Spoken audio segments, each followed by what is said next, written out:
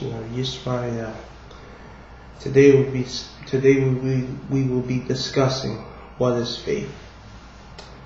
Our first scripture comes from the book of Hebrews 11:1.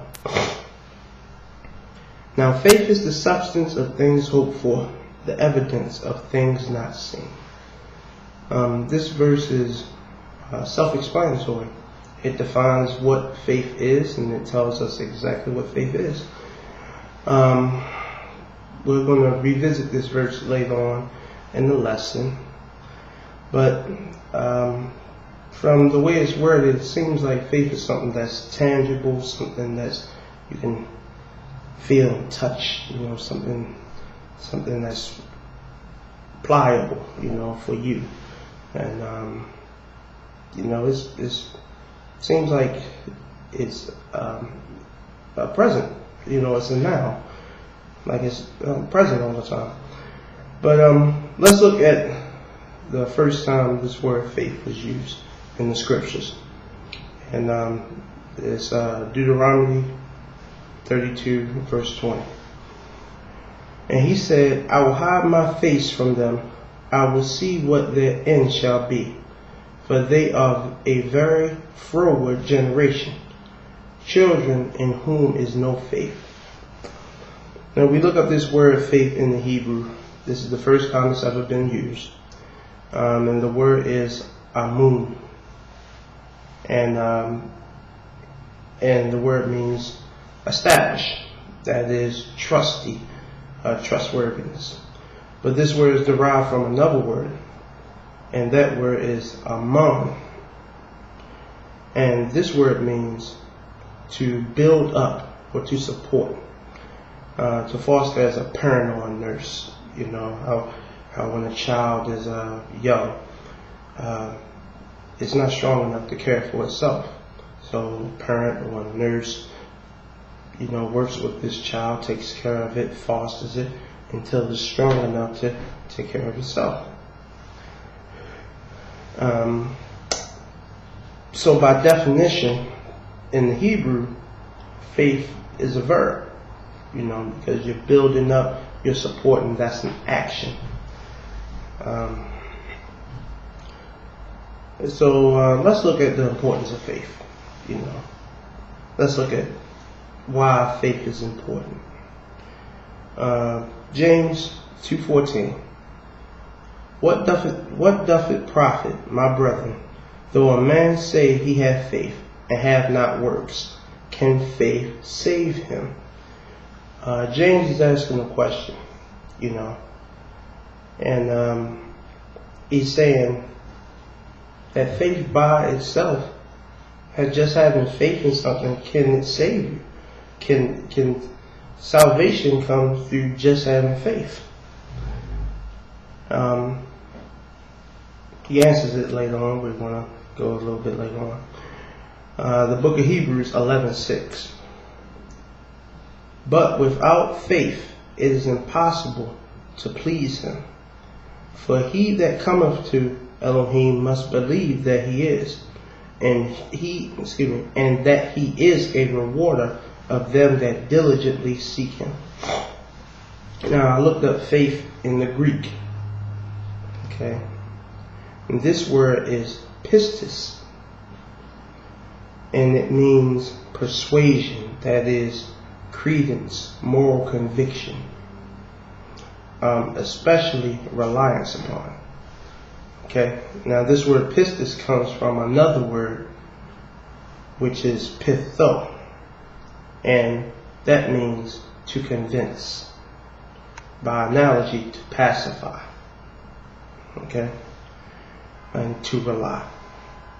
Okay, as we can see, having a strong conviction about something doesn't save you, because an action is still required.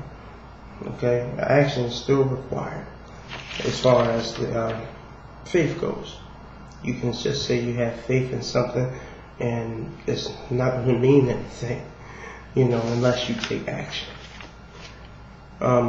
The book of Romans 4:21.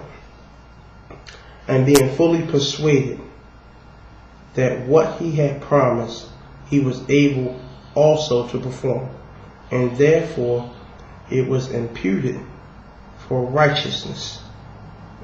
Oh, excuse me, I'm sorry. Let me read the verse before. Romans 4:20.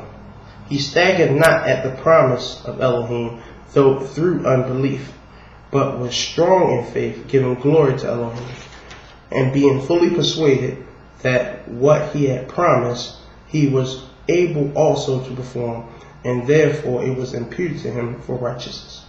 Now, this word staggered in Romans 4:20, the word staggered comes from the Greek word diakrino.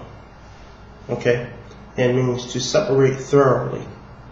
That is to withdraw from, to oppose, to discriminate. Okay, so when we stagger in our faith, we're actually opposing. Okay, we're separating ourselves from something. Okay.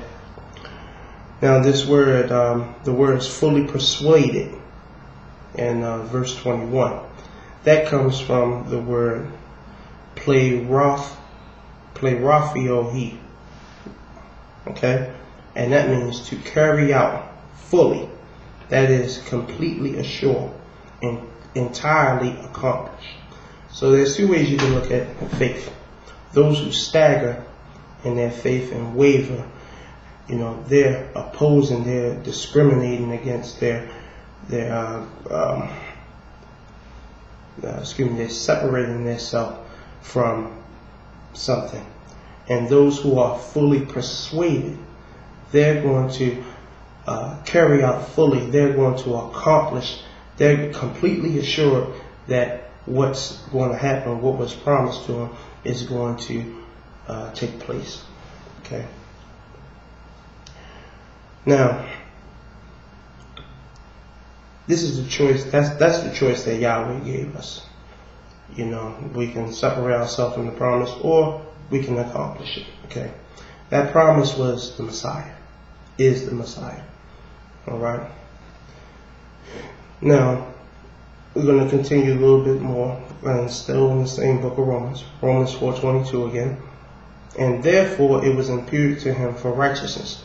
Now, it was not written for his sake alone that it was imputed to him, but for us also, to whom it shall be imputed, if we believe on him that raised up Yahushua, our master, from the dead.